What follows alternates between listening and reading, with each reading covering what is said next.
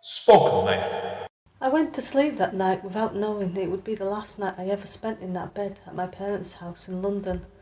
Meredith, my mum shook me awake. The room was dark, making it obvious it wasn't morning yet, or not time to get up for school anyway. Mum, I mumbled in my half-asleep state. It's time to go. Everything I told you about those stories is true. It's time for you to leave us so you can train to be a protector. Your dad and I, we've done everything we possibly can to prepare you. First Charge is the first book in the Destiny Initiative series by Amanda Steele. The book can be purchased in paperback from Amazon. The ebook can also be purchased on Kindle, Kobo, Apple Books, and many others.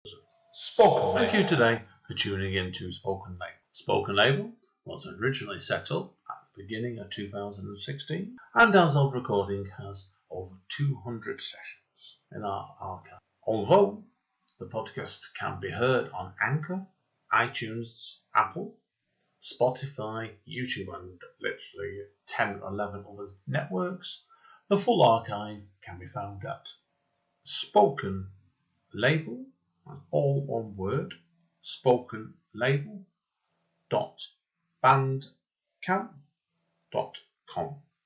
On Bandcamp, it is set as pay what you want, so you are entitled, if you wish, you can download it or stream it for nothing.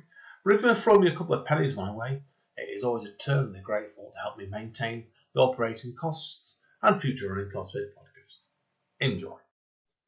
Spoken Label. Hi guys, Andy N, Spoken Label, back in the house, local today, over in Hazel Grove now. I barely know this young lady with me today, but I've been talking to her for a bit past month or two now. Because Rosie, I got talking to you, didn't I, through another poetry night over here. That's near me, actually, usually. Spoken Passions. So, do you want to introduce yourself to everybody? Tell them who you are, where you've got a bit of a journey where you came from. Tell people about where you're from originally and where you are now. We'll take it. Okay, hi everyone. I'm Rosie Lawson. I live in Hazel Grove in South Manchester, Stockport Way, and I'm originally from the Isle of Man, so it's a bit of a trek. Got a bit of water in the way to get home, but it's good. I love living in both places, both very, very different, but I wouldn't trade either experience. They're both amazing. So yeah, it's nice to visit back home because it's all very lovely and countryside and sleepy and lovely, but then you get a bit like, oh, I need some city action now, so gonna head on back. Oh, completely. It's like I said, you told me before you moved over here for your student days, didn't you? So just a couple of years ago when you were a student. So what did you study at university? I did English literature and history at Manchester Metropolitan, and then I further went on to study history to master's level at University of Manchester. Oh wow. And yeah, I mean, it was really, really good. My courses were really interesting. They were really well taught, but I found really my passion for writing that sort of came from that, but it was more based in my own experience than what I learned in education. Because ironically, I actually failed my poetry module in English literature. It's the only exam I've ever failed. It was that one. So I know. I got 39%. So yeah. 1 mark below, isn't it? So close. Oh, what the term is close. Near fail. Oh, that's rotten off that one. But yeah, but like I said, we had to talk about your poetry, which is ironic, really. You failed it at the time. So had you been writing before you went to uni then, or was that something that came up at uni more? I had been writing, but not really. Just sort of to myself about things, like I kept diaries and wrote little poems to myself and wrote short stories and things. But I never really did anything with them. And I didn't really at university either. That was more when I learned more about sort of the poetry and the literature world, but I didn't particularly expose my own writing at that point. I think it was because I was quite self-conscious when I was at university and stuff, and that's sort of where this poetry that you'll hear later has come from. Right, yeah, I get it now. Was there's a couple of things I want to talk to you about this today, then obviously. But obviously, was there any writers that at university that really grabbed you as a writer then, and inspired you to become poetry? Yeah, absolutely. I mean, there's lots of poets that have inspired me. But I mean, as you'll see, a lot of my poetry revolves around sort of metaphors of the natural world. So the romantic poets really sort of inspired me to write in that sort of format, like the very big names, Wordsworth, Coleridge, Emily Dickinson, William Blake, Percy Shelley, those sorts of names. There's a particular line in one of Shelley's poems that always sticks with me, that I always think about when I'm writing poetry. It's the one from his poem Love's Philosophy, and it says, "And the sunlight clasps the earth, and the moonbeams kiss the sea. What is all this sweet work worth, if thou kiss not me?" Oh, wonderful. And I always think about that little paragraph, and I really, really like it. So. Oh yes, it's a beautiful bit of writing indeed. That so indeed. Now, obviously, we got talking. People wondering how we met, because I first heard of you when you read over at Damien Steele's night, Spoken Passions. Now, how do you know Damien? He's I love Damien, but he's a character, to put it nicely. He's absolutely crackers, but he's lovely. I met Damien. We're both actually vegans, and we both do animal rights activism. And that's where I met Damien, at an anti-fur protest outside Harvey Nichols in Manchester. I always admire him for doing that. To do, I could. My legs couldn't handle it, so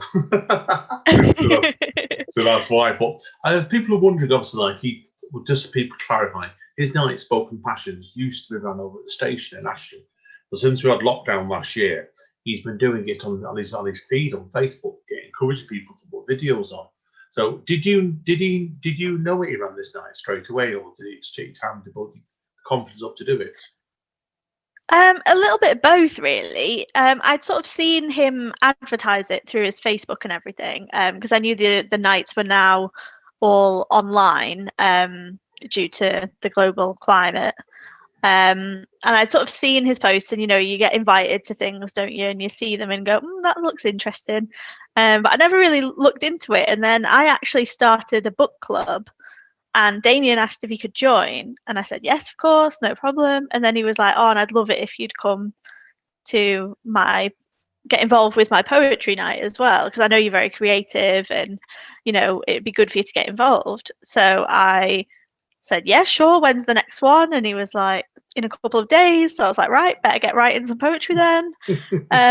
So the pieces you heard then, I literally wrote about on the same day. Like, so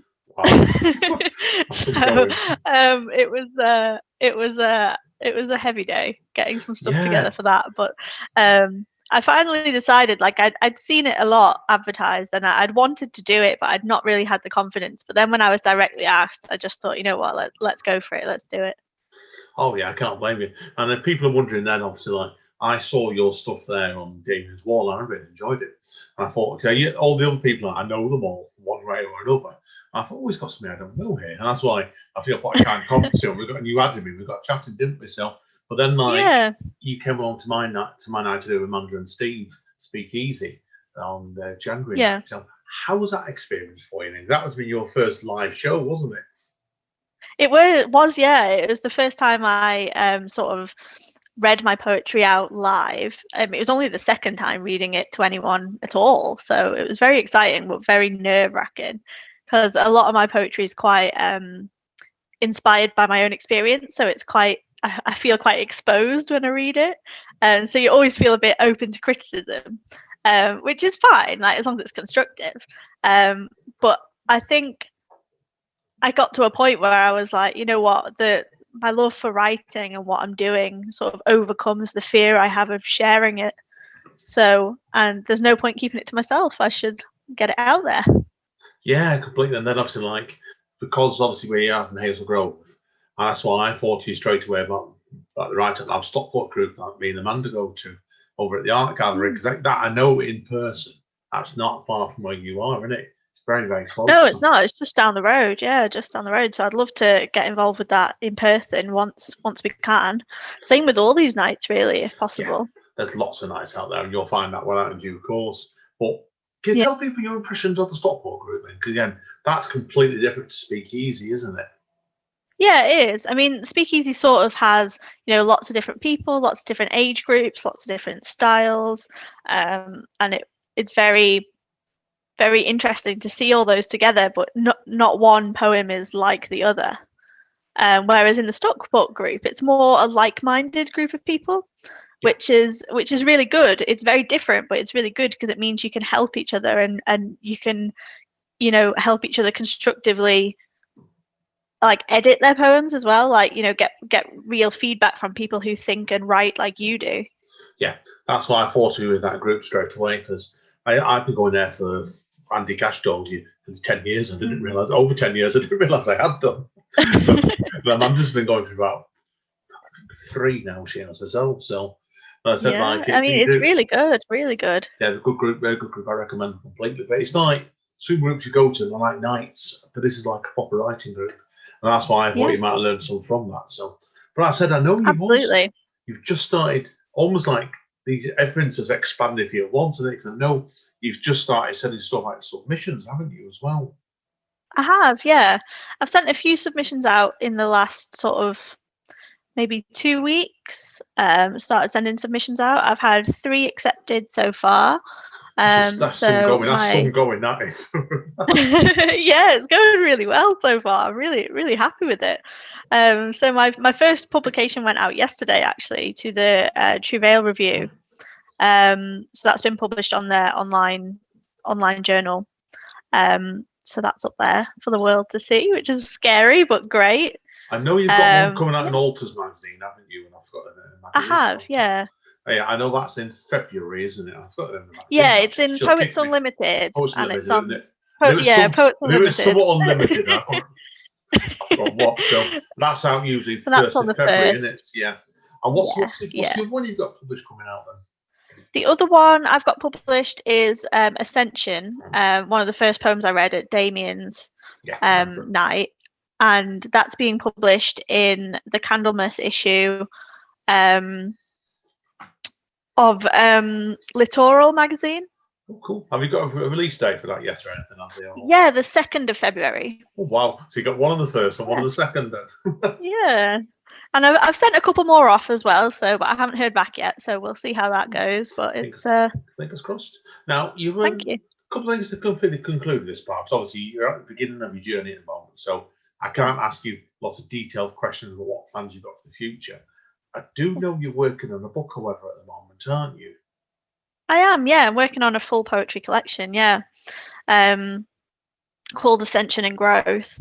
It's a series of poems I'm putting together about a journey of sort of self-love from a place of that started quite negative and has changed drastically over time, and how I've got to that stage, and it's poems sort of documenting that journey and my feelings and thoughts, because not only did I have a funny relationship with my body, but I also had a funny relationship with my mind because I was diagnosed with bipolar disorder a few years ago. Yeah. So yeah, it's been pretty rocky, but we're okay. We made it to the other side, so Good. It's okay. You see, you smiling. That is the best way of looking at it. I know. I know people that suffer from that bipolar, and I've seen what it does to people. It's an awful disease, and no two ways about it. So that's why. So, and that, I take it then, has that reflected in some of your earlier works in this book? Then, has it? It is, yeah. Like some of the poems, you'll see, like, because my bipolar has 2 phases. I have like depressive phases and then manic phases, and you'll see that some of my poems will be reflective of one of those phases, or maybe like mirror them against each other, and see how they kind of interact almost. Because then there are periods of normality in between, but I promise. I believe you. I believe you.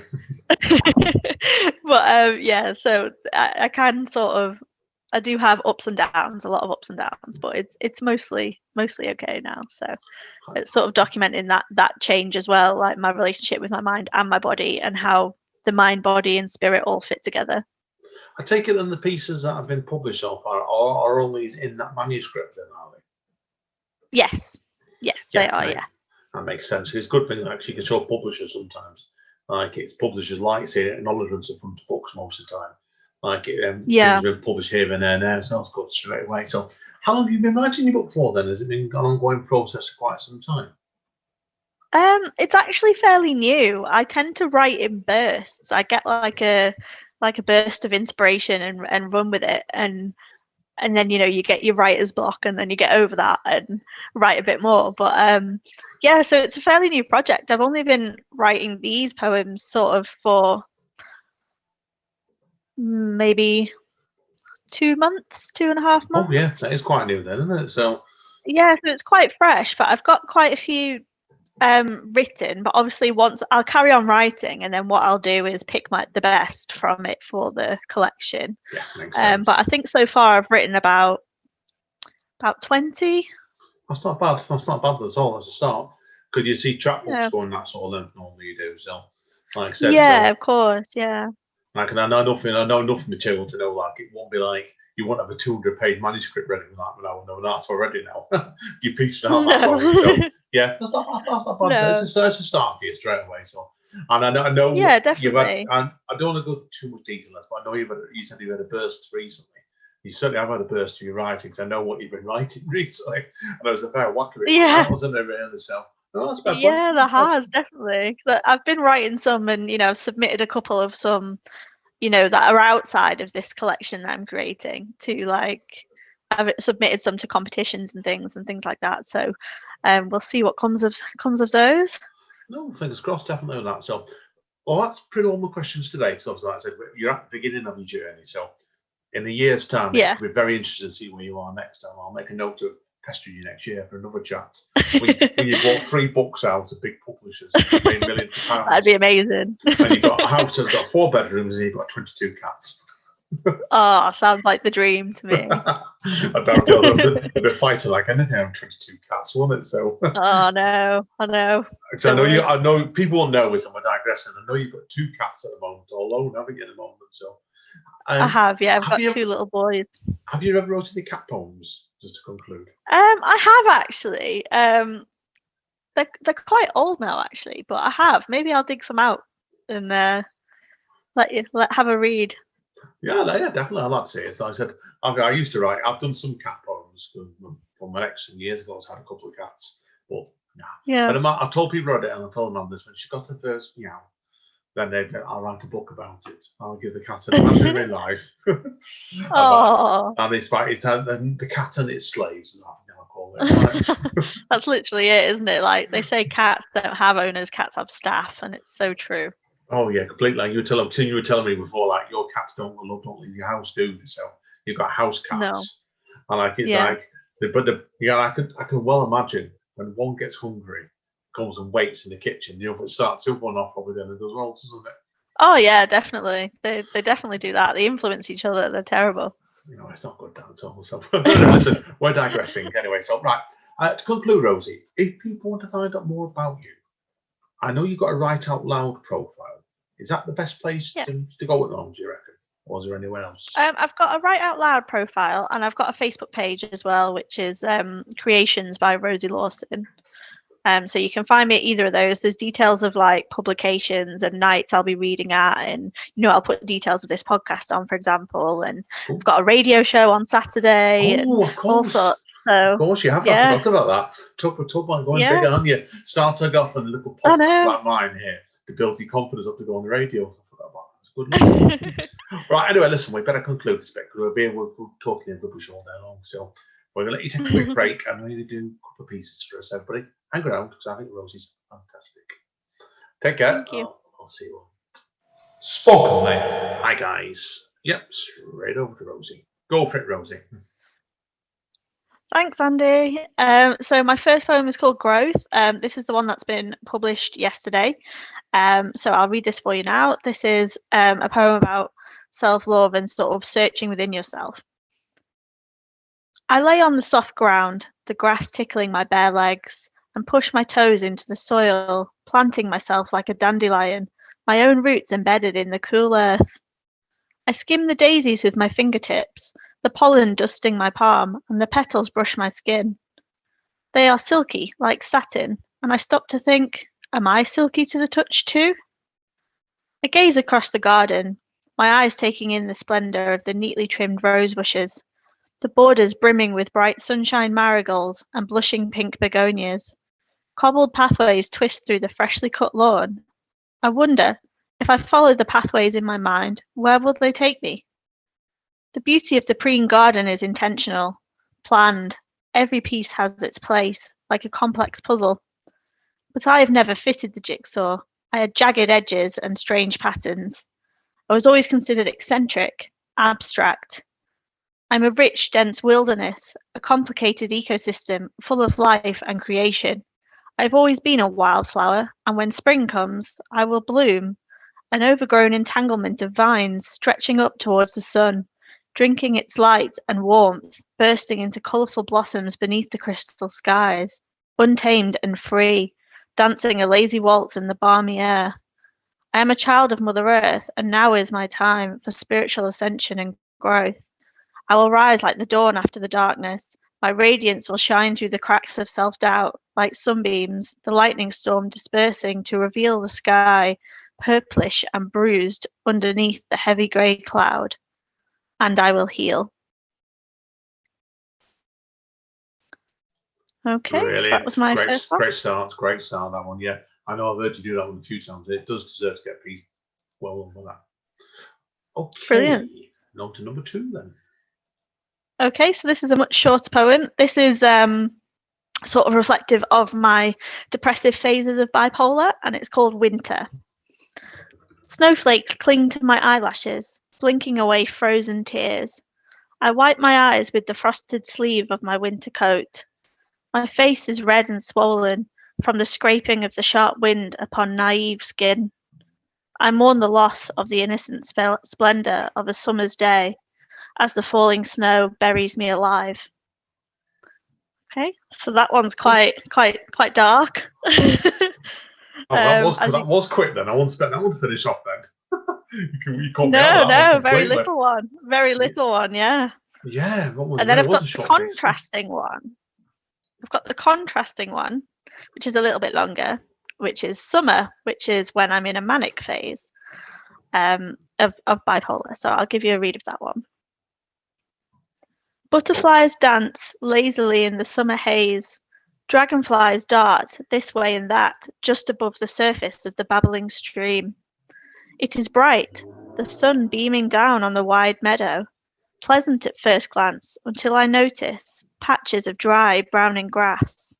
The flowers are shriveled and brittle, breaking at the stem in the slight breeze.